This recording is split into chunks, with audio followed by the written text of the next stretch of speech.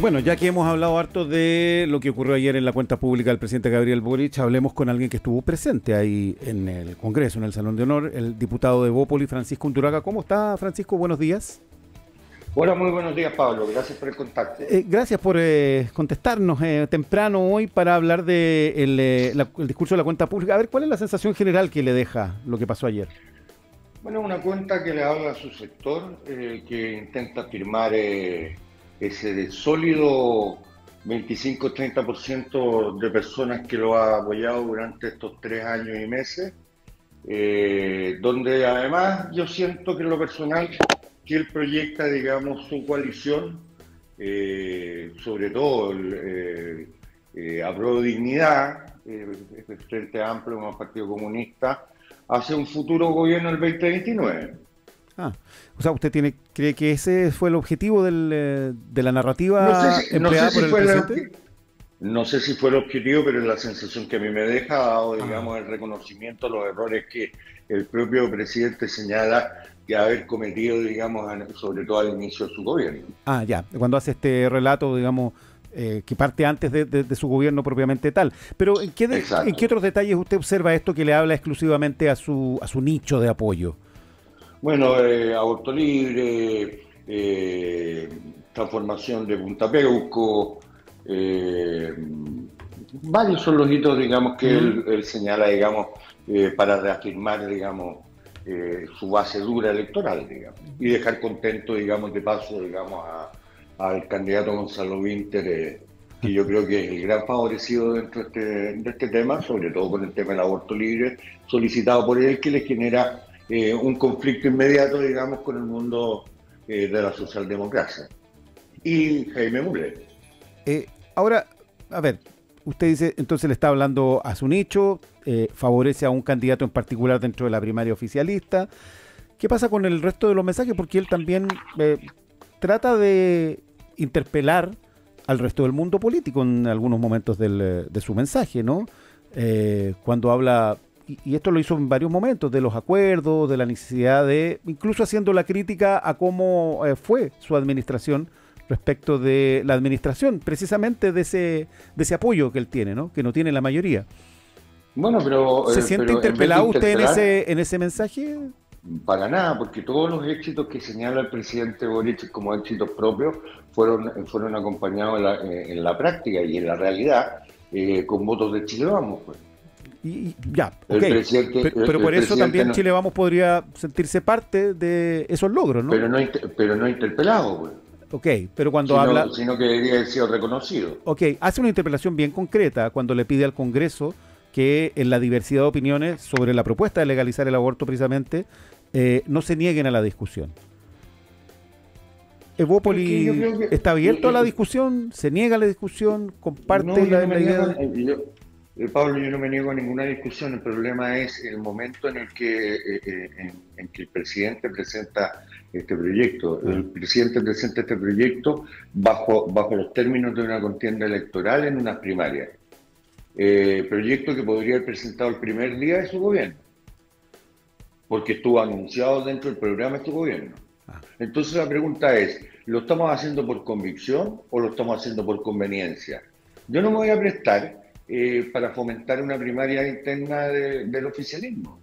Ahora, en esa circunstancia, Francisco, y atendiendo que, claro, el escenario es de elecciones, ¿qué le cabría al gobierno entonces? ¿Renunciar a todo lo que le queda como propuesta? Porque también, digamos, ¿qué camino tendría que tomar en ese caso? Yo creo que tiene que tomar el camino del 100% de la población, pues de los anhelos reales de la ciudadanía.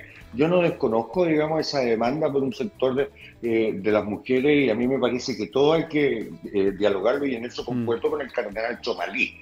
¿Me entiendo? No, o sea, no es que yo me cierre a una discusión de nada, pero en la última curva de su gobierno, faltando 8 o 9 meses para terminar el mismo, a mí me hubiese gustado, digamos, un discurso con acciones mucho más concretas para prevenir lo que efectivamente a la gente le duele todos los días, que es la violencia y la inseguridad que hoy día hay en el país. la informalidad laboral, que si bien es cierto genera ingresos para hoy a mucha gente, pero está generando hambre para mañana para la misma gente. ¿Cómo hacemos crecer este país de una vez por todas? ¿Cómo agilizamos el tema de permisología? Si bien es cierto, él menciona, digamos, que está en el Senado y hace un llamado, digamos, a apurar el tema y apurar el tranco, situación que nosotros estamos absolutamente de acuerdo y dispuestos a tomarlo y ejecutarlo lo más rápido posible. Francamente, esas son las cosas que a la gente le interesan.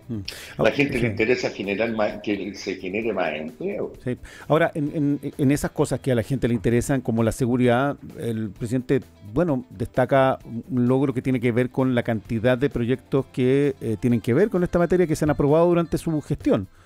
Hay un Ministerio de Seguridad.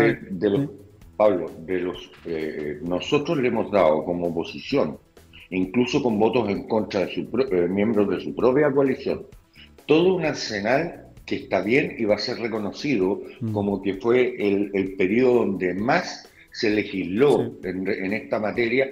Todos esos proyectos obviamente llevan la firma del presidente de la República, y lo que requerimos ahora, francamente, es no decir le dimos más recursos a Carabineros y a la Policía de Investigaciones, sino empezar a aplicar de una vez por todas esas leyes, de tal manera de que empiece a disminuir de verdad este drama y flagelo que estamos viviendo.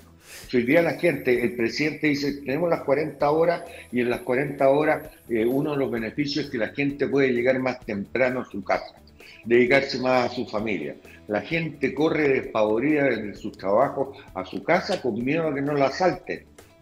Ahora, Francisco Undurraga, esos problemas grandes, tremendos que tenemos hoy día, se resuelven evidentemente con la participación de todos. O sea, eso no hay otra, digamos. O sea, evidentemente el propio presidente, tengo la impresión que lo reconoce. Y el próximo gobierno tendrá que hacerlo de la misma manera, ¿no? Ahora, cuando usted habla de que... No de la misma, espero que no sea de la misma manera. Digo, en el sentido de buscando el acuerdo, de buscando el apoyo transversal para ello, si no va a ser difícil. Pero me refiero cuando usted dice que efectivamente desde la oposición hubo una serie de medidas que se propusieron, que inicialmente el sector del presidente no aprobó, pero que después se convenció que había que hacerlo. Todo eso que pasó ahí, todo ese cambio, ¿usted lo valora? ¿Le otorga algún valor a eso? Pero evidentemente que le otorga un valor, pero aquí hay muchas acciones, como por ejemplo la ley Naín Retamal, que fue más que un acuerdo entre el gobierno y la oposición, fue un acuerdo entre los parlamentarios socialdemócratas y Chile Vamos y la oposición. Acuérdense que Carolina Toá criticó la ley Naín Retamal como una ley de gatillo fácil, pues. Un aspecto de la ley. Pero por supuesto. Una parte que tenía una discrepancia concreta. Bueno, pero fue aprobada, pues, y hasta aquí no hemos visto el gatillo fácil. Claro, pero es que no se refería a la ley completa, diputado. Bueno, pero no estaba dispuesta a llegar al fondo ni a someter la votación completa, dado que este aspecto que a ella le incomodaba, en el cual legítimamente puede no haber estado de acuerdo, digamos. Nosotros llegamos a acuerdo con los parlamentarios y se votó, y por una inmensa mayoría, ¿me entiendes? Entonces yo no le estoy restando el valor al acuerdo, tanto no le resto el valor al acuerdo que no hemos llegado al mote de ser una derechita cobarde, impulsada, digamos, por sectores como republicanos y libertarios. ¿Por qué? Porque nos gustan los acuerdos. En el futuro gobierno de Evelyn Matei nosotros vamos a buscar acuerdos, evidentemente. Sabemos que se gobierna en base a los acuerdos, pero no solamente los acuerdos en el papel. De ahí hay que traspasar esos acuerdos a gestión. Y claramente a este gobierno le ha faltado gestión, no hizo ni un mea culpa en relación a la reconstrucción de Valparaíso, de los grandes incendios que se vivieron hace 2 años atrás, y han construido 40 casas, pues. Diputado, vamos a otros anuncios que son, digamos, de los que han llamado la atención. El tema de Punta Peuco, por ejemplo.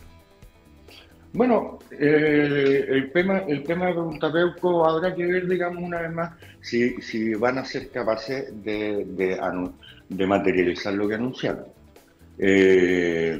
es una población envejecida que está ahí, que la gran discusión, digamos, es qué hacemos con todas esas personas que hoy día están viviendo prácticamente en términos terminales. Es una cárcel segregada, acogida y creada en democracia, acogida a todos los parámetros de los acuerdos internacionales. Yo con esto no estoy defendiendo de que esas personas no cumplan sus condenas, por favor. Al contrario, son violadores de los derechos humanos y desde ese punto de vista yo no me pierdo en esto y no creo que esa sea la discusión. La discusión real en relación a Punta Peuco es cómo generamos y creamos más cárceles de alta seguridad para combatir el narcotráfico y el crimen organizado. Y sobre el anuncio que hizo relacionado con Israel, esto de impulsar una ley para prohibir la importación de productos desde territorios ocupados ilegalmente. Bueno, habrá que ver cómo viene esa ley. En principio a mí condenando todos los atropellos y violencia y desmadre que hay en esa injusta guerra, por lado y lado, tal como lo hizo ayer también el presidente, condenando Hamás y pidiendo que se devolvieran a todas las personas que hoy día se tienen secuestradas. Creo que hay que ver si efectivamente esto va en la dirección correcta. A mí me parece que hacer gestos testimoniales por hacer gestos testimoniales, mandar a retirar agregados de defensa por mandar a retirar agregados de defensa, no contribuyen de verdad a mantener no solamente una fluida relación con el Estado de Israel, no con el gobierno de Israel. Y adicionalmente que vayan en la dirección correcta en las materias que a nosotros nos importan, como por ejemplo la desalinización del agua, que hoy día está llevando agua a la gran minería y liberando, digamos, los caudales naturales de agua para poder regar las cuencas en materia agrícola. No es solamente un tema de tecnología en materia de defensa. Entonces hay que ser serio, no hay que ser pasional. Los presidentes de la República no pueden tienen convicciones y deben tener convicciones, pero como también dijo el propio presidente de la República, el representante es quien maneja las relaciones internacionales del Estado de Chile y es un continuo. Antes tuvimos al presidente Piñera, Bachelet, Lago, Frey, etcétera, etcétera, etcétera. Pero usted considera que es importante hacer algunos gestos también que marquen esas condenas, porque en el mundo diplomático esto tiene que ver con, digamos, con ese tipo de herramientas a las que se recurre, ¿no? Retirar al embajador. Bueno, ya mandó a consulta, hoy día está en consulta hace bastante tiempo el embajador de Chile en Israel, sí, y no ha vuelto. Ese es el gesto máximo. ¿Usted le parece que con ese gesto era suficiente? En materia diplomática sí, yo creo que romper relaciones y retirarse del territorio lo encuentro incluso algo contraproducente a la historia de nuestro país. Bueno, hay quienes lo están planteando, pero no es lo que ha dicho el gobierno. Bueno, por supuesto, pero la pregunta es por qué no hace lo mismo con Moscú. Y no estoy empatando con esto, sino que estoy buscando la coherencia o tratando de entender la supuesta coherencia que el presidente Boric tiene en esta materia. ¿Usted lo dice por la guerra en Ucrania? Pero por supuesto, pues. Otras cosas que le hayan llamado la atención. ¿Por qué? A ver, dígame por qué. Porque el Partido Comunista apoya a Rusia, pues. Actualmente, dice usted. Pero es lógico, nosotros en la Cámara de Diputados y en el Congreso tuvimos un contacto con el presidente de Digo Ucrania. Porque Putin está lejos de ser comunista. Bueno, pero vaya y pregúntele al Partido Comunista. El Partido Comunista no ha aceptado nunca ni ha votado a favor nunca de alguna resolución que vaya en favor de Ucrania, ni en el Senado ni en la Cámara de Diputados. ¿Usted esperaría entonces algo similar en este caso? No, yo creo que los gestos hay que hacerlos, pero si somos coherentes, manda a llamar y dar explicaciones también al embajador de Rusia, de Chile en Rusia. O preséntale una nota de protesta de la Cancillería al embajador ruso en Chile, pues. Otros aspectos del discurso de ayer, diputado Undurraga, Incluyó anuncios que tienen que ver con, bueno, beneficios sociales que son importantes. El metro que va a llegar a un par de comunas como Maipú o Espejo. ¿Usted valora eso? ¿Cree que es Por insuficiente? supuesto, pues. No, por supuesto. A ver, yo valoro eso, valoro, digamos, la campaña de fertilidad Mm, que le señaló a la ministra de Salud que hay que hacer, porque, por cierto, sí. es necesario no solamente por una demanda que muchas familias y muchas mujeres nos han pedido, no solamente al gobierno, sino también a todos los parlamentarios que estamos en terreno. Uno se encuentra con ese tipo de demanda y hay que apoyarla firme y fuertemente. Pero hace 3 meses atrás, Pablo, estábamos discutiendo el tema de la natalidad en Chile, que estamos en 0,9. Entonces usted comprenderá que todo lo que vaya a aumentar la natalidad es siempre bienvenido y siempre lo vamos a apoyar, por cierto. Eh, ¿Hay algo más que le haya parecido bueno del discurso de ayer, aparte de lo del metro y estas medidas que en salud? ¿Hay algunos anuncios que incorporan nuevas patologías al auge, por ejemplo? Sí, y eso también es bueno y bueno, son temas más administrativos y desde su punto de vista los apoyamos. El crecimiento y el llamado, digamos, a excavar todo lo que tiene que ver con permisología, bienvenido sea, en la medida que también sus propios parlamentarios lo voten a favor. Francisco Undurraga, usted ha hecho alusión a la sensación que le deja el discurso del presidente Gabriel Boric apuntando a, usted dice, la posibilidad de volver en un nuevo periodo, ¿no? O que le habla a su sector, a ese 30% o cercano al 30% que se mantiene apoyándolo. ¿Usted cómo ve lo que queda de este gobierno en medio de la campaña electoral? ¿Qué está advirtiendo respecto de lo que puede pasar? ¿Va a ser un periodo de inmovilidad? ¿Va a ser un periodo donde pueden pasar cosas importantes más allá de toda la preocupación y el interés que genera una campaña electoral? Yo creo que el presidente, bueno, tiene por misión, digamos, conducir un proceso electoral que debe ser impecable, tal como lo condujo el presidente Piñera, que llevó al propio presidente Boric, digamos, a asumir la máxima responsabilidad el 11 de marzo. Me parece que debería empezar a ordenar la casa en términos económicos, en términos administrativos. Aquí hay mucho tema de probidad. No solamente el tema de las licencias médicas, omitió referirse y condenar con nombre y apellido todo el tema que tiene que ver, digamos, con el tema convenio, que es un tema que hay que darle las facilidades a las fiscalías para que terminen las investigaciones, aclaren los hechos y condenen a los responsables. Y no nos quedemos con las ampulosas declaraciones que cada vez que aparece alguna falla, falta o potencial delito del caiga quien caiga, porque aquí el único que ha caído y que o ha tenido que retirarse es el fiscal Cooper. Y con la misma premura y dureza que está bien que así haya sido. Pero eso no depende, eso depende de la justicia, diputado. Sí, pero tiene... O sea, no depende del gobierno, eso, digamos, los que caen o los que no caen, los determinan, los tribunales. Bueno, evidente, pues, pero para que sucedan las cosas, también los parlamentarios tenemos que comportarnos de una forma determinada y no ir de demanda contra un fiscal a los tribunales de justicia poniendo en duda su gestión, pues. ¿Usted cree que la salida del fiscal Cooper tiene que ver con eso? O sea, el fiscal Cooper fue sancionado por una corte. No fue sancionado, o sea, por la corte. La corte tuvo un fallo contrario a una de las disposiciones que le había tomado.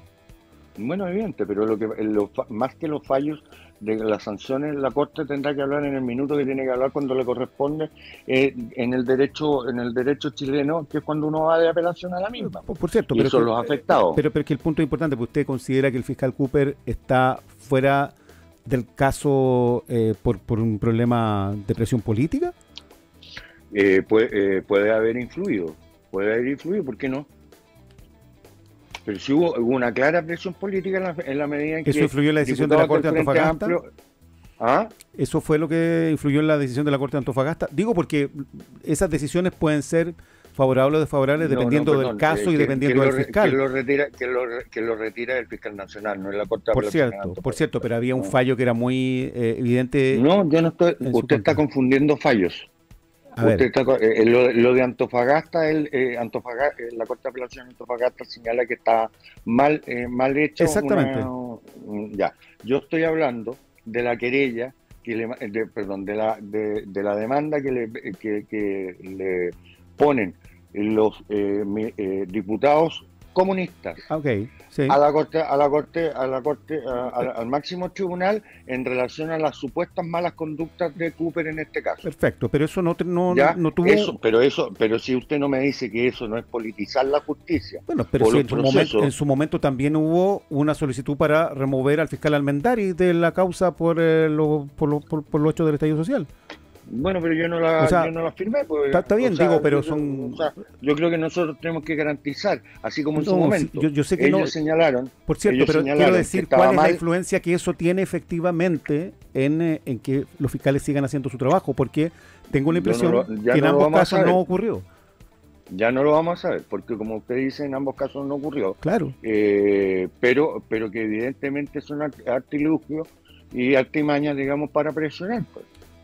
Es evidente, pues, cuando sectores de parlamentarios de mi sector señalan que hay que sacar al fiscal Armendari, o cuando parlamentarios del Partido Comunista señalan que hay que sacar al fiscal Cooper, hay un intento al menos de influir por parte de la política en los procesos de búsqueda de culpables, pues.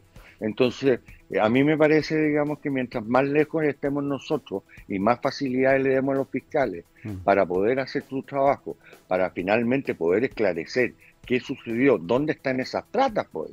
Porque aquí todos hablamos del señor Larraín, de que se le pasó tanta plata. Bueno, ¿y dónde está la otra plata? La que no devolvió, la que no rindió.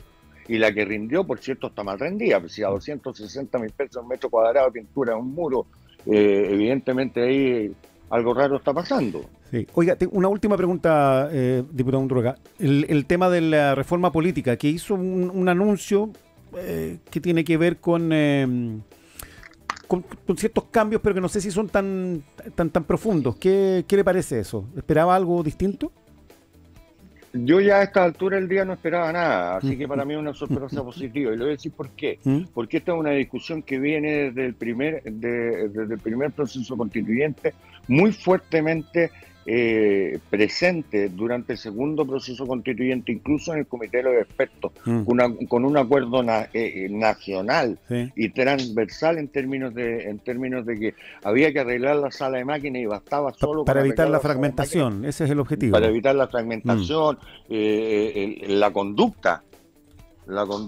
¿Usted apoyaría entonces ese proyecto? Pero el gobierno viene anunciando, el ministro Elizalde, desde que es secretario general de gobierno antes de asumir de ministro del Interior, o sea, ahí se llama más de 2 meses y medio, viene anunciando que el gobierno va a presentar un proyecto y hoy día vuelve a anunciarlo. La pregunta es ¿por qué no lo ha presentado? Porque a lo mejor, sacando mezquinas cuentas, y espero que no sea así, mezquinas cuentas, ser oposición en un parlamento fragmentado es más conveniente que en un parlamento menos fragmentado. Nosotros queremos de verdad cortar esta inercia. Nosotros desde Bópoli estamos total y absolutamente de acuerdo, incluso con riesgo de desaparecer si no cumplimos el 5%, que nunca lo hemos cumplido, que hemos estado cerca de cumplirnos en materia de votos. Pero creemos que es importante el transformar políticamente el sistema político de tal forma que le dé estabilidad y certeza al país. Bien, diputado Francisco Undurraga, gracias por conversar con nosotros esta mañana. Para mí es un gran agrado, Pablo, que tengan una gran semana y nos estamos observando. Que esté muy bien.